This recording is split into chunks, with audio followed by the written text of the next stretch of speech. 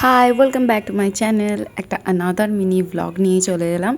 তো আজকে হচ্ছে আগস্ট মাসের 14 তারিখ, আর আজকে আমার হচ্ছে বেঙ্গলের কম্পিটিশানটা, যেটাতে আমি ডিস্ট্রিক্টে থার্ড হয়েছিলাম। তারই আজকে বেঙ্গলটা হবে, ওটা হবে হচ্ছে বর্ধমানে।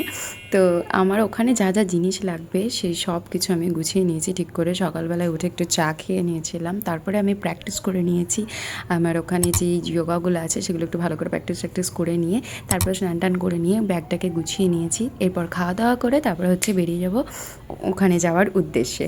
তো আমাদের ট্রেন আছে দুপুরের দিকে।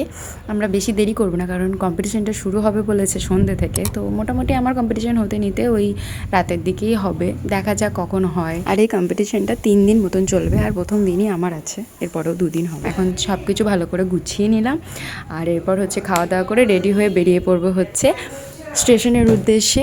আমি যাব, আমার সাথে মা যাবে, আর আমার ম্যাম যাবে।